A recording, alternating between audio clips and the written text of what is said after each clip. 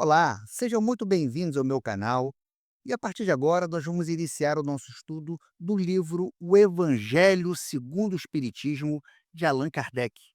Esse estudo ele vai ter início a partir de uma análise do prefácio desse livro. Muitos perguntam, mas qual é a finalidade de estudar o prefácio? O prefácio de um livro, na verdade, ele vai desempenhar um papel extremamente importante. É através do prefácio que o autor apresenta a sua obra aos seus leitores. Ele vai servir como uma porta de entrada para o universo da história, contextualizando e preparando o público para a história que será contada. O prefácio ele vai ter uma função extremamente importante. É ele que vai despertar a curiosidade do leitor e gerar uma expectativa sobre o que será encontrado nas páginas seguintes. Então, quando a gente começa a analisar o prefácio do livro O Evangelho segundo o Espiritismo, nós percebemos que ele foi transmitido de forma mediúnica, através do Espírito de Verdade. E esse prefácio, ele resume a um tempo o verdadeiro caráter do espiritismo e qual seria a finalidade dessa obra. Esse prefácio, que é atribuído aos espíritos do Senhor, é uma peça fundamental para compreender a obra e a proposta de Allan Kardec. Ela não se limita a uma mera introdução, mas sim a uma verdadeira declaração de intenções e um chamado a toda a humanidade. Ele faz um convite a uma reflexão e a uma ação. Quando ela apresenta a obra com uma mensagem dos espíritos superiores, Kardec ele busca legitimar seus ensinamentos e inspirar os seus leitores a trilhar um caminho de evolução espiritual. Então a gente começa aqui a analisar esse primeiro parágrafo, onde ele fala os espíritos do Senhor, que são as virtudes dos céus. Veja que ele já começa estabelecendo que a identidade dos espíritos como seres celestiais. E eles representam as virtudes dos céus, ou seja, as qualidades divinas. Que qualidades seriam essas? O amor, a sabedoria, a justiça. Eles são vistos como emissários de uma força superior, guiando e auxiliando a humanidade. E aí ele fala: qual imenso exército que se movimenta ao receber as ordens do seu comando. Veja que aqui a comparação com o exército ele destaca a organização e a disciplina com que os espíritos atuam. Eles recebem ordens de uma força superior e se movem em conjunto para cumprir essa missão. E esse exército espalham-se por toda a superfície da Terra. O que ele está querendo dizer aqui? Ele está dizendo sobre a abrangência da ação dos espíritos. Eles estão presentes em todos os lugares e em todas as situações, semelhantes a estrelas cadentes, vêm iluminar os caminhos e abrir os olhos aos cegos. Perceba que essa comparação com as estrelas cadentes, ela evoca a imagem de um raio de luz que surge inesperadamente e ilumina a escuridão. Os espíritos são vistos como guias espirituais que trazem esclarecimentos e conhecimento para aqueles que estão perdidos ou cegos espiritualmente. E no segundo parágrafo, o Espírito de verdade, ele já começa falando: "Eu vos digo em verdade", ou seja, ele já está assegurando a veracidade da mensagem que ele está transmitindo, que são chegados os tempos em que todas as coisas hão de ser reestabelecidas no seu verdadeiro sentido, ou seja, significa que a verdade sobre a vida, o universo, a natureza humana, tudo isso será revelado. As coisas serão vistas sobre uma nova perspectiva. Para dissipar as trevas, o que seriam essas trevas? As trevas, aqui ela estaria representando a ignorância, o preconceito, o materialismo que obscurecem a visão do homem, a visão espiritual do homem. Confundir os orgulhosos seriam aqueles que se apegam aos seus próprios conceitos e julgamentos, negando-se a aceitar novas ideias. E glorificar os justos.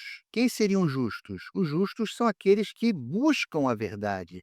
Os justos são aqueles que praticam o bem e vivem de acordo com os princípios espíritas. Então, podemos tirar algumas interpretações desse segundo parágrafo. E a primeira delas fala sobre uma nova era que está surgindo. Era essa que é marcada pela busca da verdade e pela superação das ilusões. A humanidade, ela também está passando por um processo de despertar espiritual, onde as trevas da ignorância estão sendo gradualmente dissipadas. Aqueles que se agarram ao passado e aos seus próprios conceitos serão confrontados com a verdade, enquanto aqueles que buscam a luz interior serão recompensados. Em resumo, né? A frase, ela vai transmitir, né, esse parágrafo, uma esperança e um otimismo, e ele nos convida a buscar a verdade, não ter medo de questionar nossas crenças, buscar respostas mais profundas. Ele busca superar o nosso egoísmo, ou seja, abandonar a necessidade de ter razão, de abrir para novas perspectivas e cultivar a espiritualidade, desenvolver nossa conexão com o divino e com os outros seres humanos. No terceiro parágrafo, ele fala: as grandes vozes do céu ressoam como sons de trombetas. Perceba que aqui ele evoca a ideia de uma chamada poderosa e universal, que ecoa por todo o cosmos. As grandes vozes do céu aqui, elas representam a força divina e a ordem cósmica, convocando todos os seres para um propósito maior. E aí ele continua: e os cânticos dos anjos se lhe associam. Os anjos, como seres celestiais, estão simbolizando a pureza, a harmonia, a devoção. Seus cânticos representam a expressão de alegria e de gratidão por fazer parte de todo esse plano divino. Nós vos convidamos, a vós homens, para o divino concerto. Perceba que, neste caso, a parte central da mensagem está fazendo um convite explícito para que toda a humanidade participe desse grande concerto celestial. A palavra concerto, ela evoca a ideia de harmonia, união, cooperação.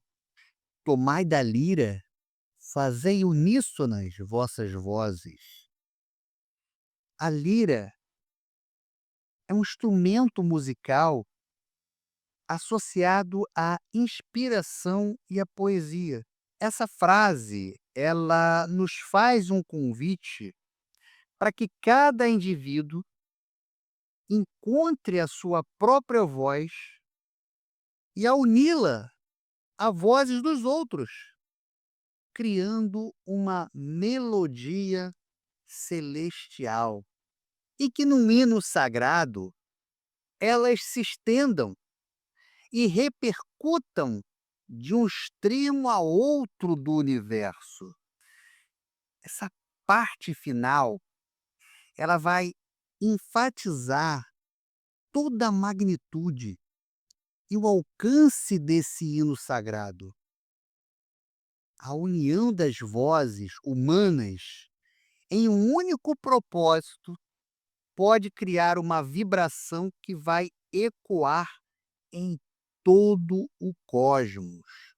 E aí, quando a gente analisa esse terceiro parágrafo, a gente pode fazer algumas interpretações. Esse parágrafo, ele vai transmitir uma mensagem de esperança e de união. Ele vai nos fazer alguns convites, tipo, reconhecer o chamado divino, ou seja, todos nós estamos sendo convidados a participar de um plano maior, que vai muito além das nossas vidas individuais, a unir nossas vozes. Quando nós trabalharmos juntos em harmonia, nós podemos criar algo grandioso e transformador. E além disso, a gente pode contribuir para essa harmonia universal, né? Quando a gente participa desse concerto celestial, estamos, de uma certa forma, contribuindo para a construção de um mundo mais justo, um mundo mais fraterno. Resumindo, esse parágrafo ele vai mostrar que cada um de nós tem um papel de extrema importância a desempenhar na criação do mundo melhor. Ao nós conectarmos com a força divina e trabalhar em conjunto com outras pessoas, podemos criar uma realidade mais positiva e harmoniosa. E aí começamos o nosso quarto e último parágrafo, onde ele inicia: "Homens, irmãos a quem amamos". Perceba que essa parte, ela estabelece uma relação de proximidade e afeto entre os espíritos e a humanidade. Os espíritos se apresentam como irmãos, expressando um sentimento de amor, um sentimento de companheirismo em relação a nós, seres humanos. Aqui estamos, juntos de vós, reafirmando a ideia de que os espíritos estão presentes em nossas vidas, acompanhando-nos numa jornada espiritual. Amai-vos também uns aos outros, ou seja, a humanidade é uma grande família e devemos todos nos amar. Não só amar a nós mesmos, mas amar ao nosso próximo. E dizei do fundo do coração, fazendo a vontade do Pai que estás no céu, Senhor, Senhor. Essa parte, ela vai enfatizar a importância da sinceridade e da devoção. Ao invocar o nome de Deus, estamos expressando a nossa fé e nossa confiança em um poder superior. E ele finaliza: "E podereis entrar no reino dos céus". Essa promessa final revela a recompensa para aqueles que praticam o amor e a vontade de Deus. A entrada no reino dos céus, que simboliza um estado de paz, felicidade e perfeição espiritual. Então vamos fazer agora uma interpretação desse quarto parágrafo. O que esse parágrafo está passando de informação? O que a gente pode tirar de útil, né, desse quarto parágrafo? Ele fala sobre cultivar o amor. O amor é a força que vai unir todos os seres e nos aproximar de Deus. Ele fala também de sermos unidos. A humanidade é uma grande família e devemos nos amar e cuidar um dos outros. Viver de acordo com a vontade de Deus. Quando a gente faz a vontade de Deus, nós estamos nos alinhando com o plano divino e contribuindo para a construção de um mundo melhor. Buscar a nossa perfeição espiritual. O reino dos céus representa um estado de evolução espiritual que podemos alcançar através de práticas de amor e da virtude. Em resumo, essa passagem ela vai nos mostrar que a felicidade e a realização pessoal estão intimamente ligadas à nossa capacidade de amar e servir ao próximo. Quando praticamos o amor incondicional, estamos nos aproximando de Deus e construindo um mundo mais justo, um mundo mais fraterno. Muito obrigado e até a próxima.